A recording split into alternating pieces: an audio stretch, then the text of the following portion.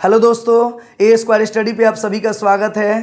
दोस्तों हम लोग आज 326 नंबर क्वेश्चन से स्टार्ट करेंगे। तो चलिए 326 नंबर क्वेश्चन देखते हैं।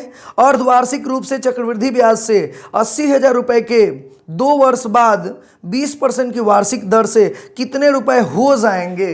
तो ध्यान दीजिएगा बाबू, 326 नंबर सवाल।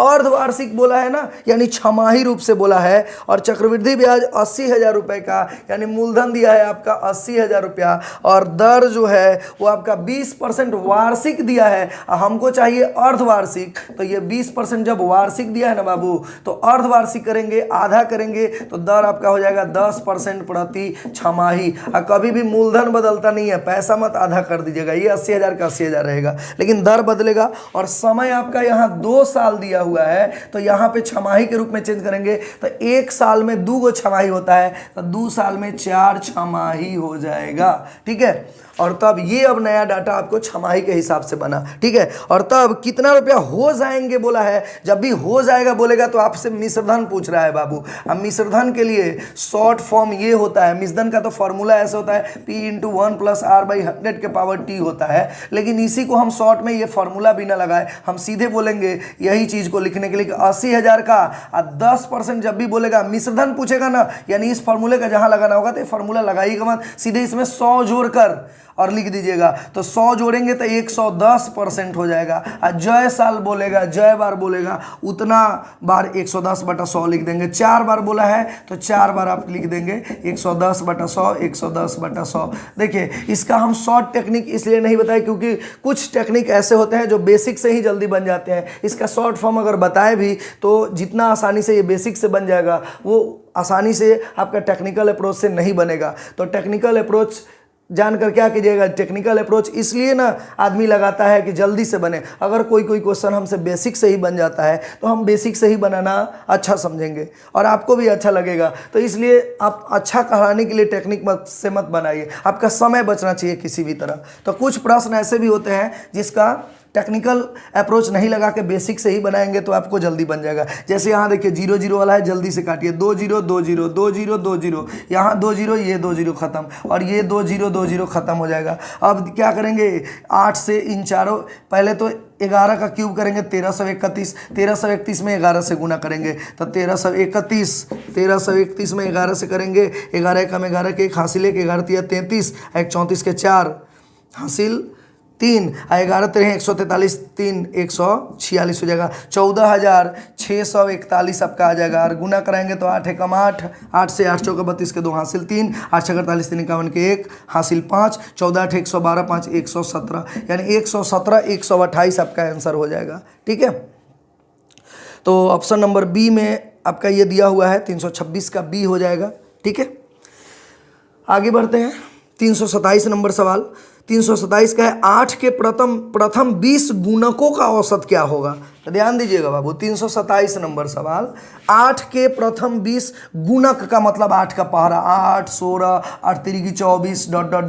20 तक जाना है तो 20 8 160 तक का आपका औसत पूछा है। औसत ट्रिक होता है बाबू, औसत बराबर प्रथम संख्या जोड़ अंतिम संख्या बाई में 2 होता है। बस आप कर लीजिए, प्रथम संख्या 8, अंतिम संख्या 160/2, 168/2, यानी 84 आपका आंसर हो जाएगा। ठीक है, तो 84 यानी 327 का सी आंसर हो जाएगा आपका।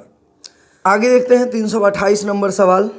P पहले 1 घंटे में 50 किलोमीटर की गति से चलता है और अगले 2 घंटे में 70 किलोमीटर की गति से चलता है, तो P की औसत गति पूछ रहा है। 328 नंबर। देखिए बाबू, औसत जहां लग जाए ना, औसत गति, तो गति का फॉर्मूला होता है यानी कि चाल बराबर दूरी बटा समय। ये चाल का स्पेशल फार्मूला, गति का फार्मूला ये हुआ दूरी बटा समय। लेकिन औसत लग गया तो दोनों में कुल लगा दीजिए, कुल दूरी बटा कुल समय। अब एक बात बताइए, यहाँ ध्यान दीजिएगा, कुल दूरी कैसे पता करेंगे। तो P पहले 1 घंटे में 50 किलोमीटर की गति से चलता है, यानी कि वह 50 किलोमीटर 1 घंटा में चला था, 50 किलोमीटर की दूरी तय किया है, 50 किलोमीटर की दूरी तय किया, प्लस अगले 2 घंटा में 70 के रफ्तार चलता है, तो 70 में 2 से गुना करेंगे लेंगे तो 140 किलोमीटर की दूरी तक, यानी कुल दूरी आपका इतना हो गया 50 प्लस 140 है। और क्वेश्चन बोला है कि औसत गति, तो समय कितना लिया, तो पहले 1 घंटा लिया फिर 2 घंटा लिया, यानी टोटल मिलके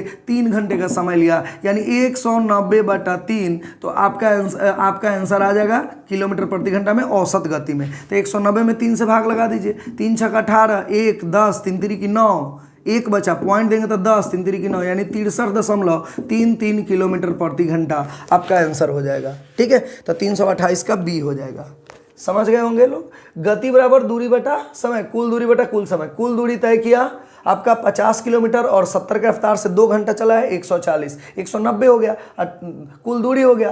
कुल समय चाहिए तो 1 घंटा पहले चला है 2 घंटा बाद में, तो 1 2 3 से भाग लगा देंगे, आपका 63.33 आ जाएगा। यही आपका उत्तर होगा 328 का बी। चलिए बाबू 329 नंबर सवाल देखते हैं। 329 नंबर सवाल है बाबू कि संख्या दिया हुआ है एक और क्रॉस दिया हुआ है, या 3 9 3 11 से पूर्णतः विभाजित है, तो सबसे छोटी प्राकृत संख्या क्रॉस का मान ज्ञात करना है। यानी कि ये संख्या जो 11 से विभाजित हो जाएगी। 329 नंबर सवाल आपके सामने स्क्रीन पे होगा। यहाँ क्रॉस दिया हुआ है, यहाँ भी एक संख्या होनी चाहिए, और 3 9 3 ये टोटल संख्या अगर 11 से पूर्ण रूप से डिवाइड हो तो यहाँ इस स्थान पर न्यूनतम क्या आएगा। ध्यान दीजिएगा बाबू, 11 से कटने के लिए किसी संख्या को कटाना हो और पता करना चाहते हैं तो ध्यान दीजिएगा, दो अल्टरनेट संख्याओं को, जितने अल्टरनेट संख्या होगा उसके लिए एक ग्रुप बनाइएगा और दूसरा एक अल्टरनेट वाले का ग्रुप बनाएगा। दोनों का अंतर या तो 0 हो या 11 हो या 22 हो, यानी 11 का गुणज होना चाहिए। ठीक है, तो वह संख्या अवश्य 11 से पूर्णतः विभाजित होगी। तो देखिए अल्टरनेट में देख रहे हैं कि एक ग्रुप में 6 आ रहा है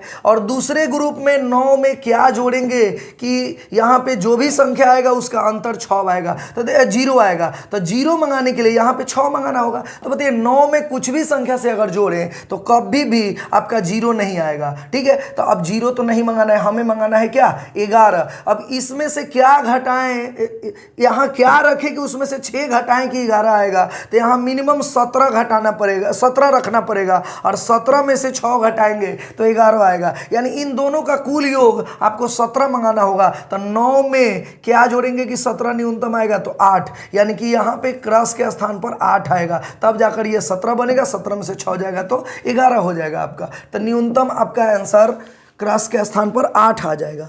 तो आपका 329 का डी आंसर हो जाएगा। ठीक है, आगे बढ़ते हैं।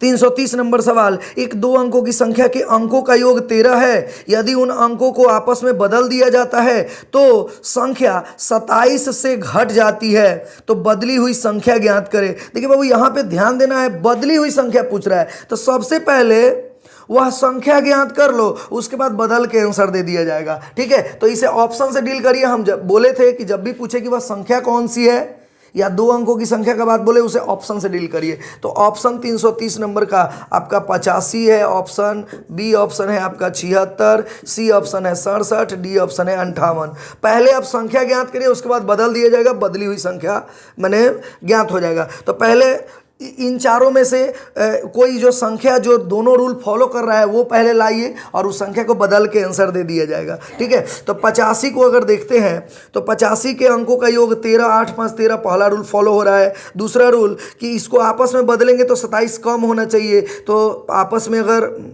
बदल रहे हैं तो ये आपका 58 होगा और ये 27 कम भी होगा। ठीक है, तो आपका बदला हुआ संख्या जो है वो आंसर पूछ रहा है आपसे, तो पहले वो संख्या ढूंढ लिए जो इन दोनों रूल को फॉलो कर रहा है। ठीक है, 58 है तो 27 तो कम हो ही रहा है, दोनों रूल फॉलो कर रहा है। यहाँ अंकों का योग 13 भी है, तो वह संख्या तो ज्ञात हो गया 85, लेकिन बदली हुई संख्या ज्ञात करना है, तो इसको पलटेंगे तो बदलने पे 58 आएगा। 58 आपका आंसर डी नंबर में होगा, तो 330 का डी आंसर हो जाएगा आपका। ठीक है, 331 नंबर क्वेश्चन देखते हैं। एक व्यक्ति अपने पुत्र से 26 वर्ष बड़ा है, 3 वर्ष बाद उसकी आयु अपने पुत्र की आयु की 3 गुनी हो जाएगी, तो पिता की वर्तमान आयु ज्ञात करिए। इसे भी आप ऑप्शन से बनाएंगे तो जल्दी से बन जाएगा। ठीक है, तो देखिए बाबू, पिता और पुत्र, पिता अपने पुत्र से 26 वर्ष बड़ा है, 26 साल बड़ा है, और 3 साल के बाद उसकी आयु पुत्र की आयु की 3 गुनी हो जाएगी, तो पिता की वर्तमान आयु ऑप्शन लीजिए, 10 वर्ष, 36 वर्ष,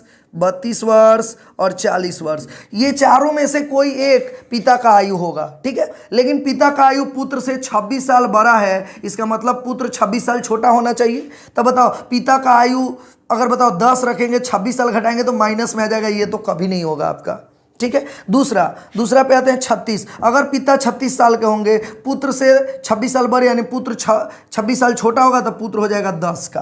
तो पिता अगर 36 तो पुत्र 10। एक रूल तो फॉलो हो रहा है। दूसरा फॉलो कराते हैं कि 3 वर्ष बाद उसकी आयु अपने पुत्र की आयु की 3 गुनी हो जाएगी। 3 साल के बाद उसकी आयु माने पिता की आयु था 3 साल के बाद 39 का होगा पापा, और पुत्र जो होगा 3 साल के बाद 13 का होगा। तो पिता की आयु पुत्र से 3 गुनी होना चाहिए। 13 या 39 3 गुनी हो रहा है, यानी दोनों रूल फॉलो कर रहा है यहाँ। और जो दोनों रूल फॉलो हो गया तो यही आंसर हो जाएगा। तो 331 का बी आंसर हो जाएगा आपका 331 का, ठीक है। आंसर बी नंबर हो जाएगा।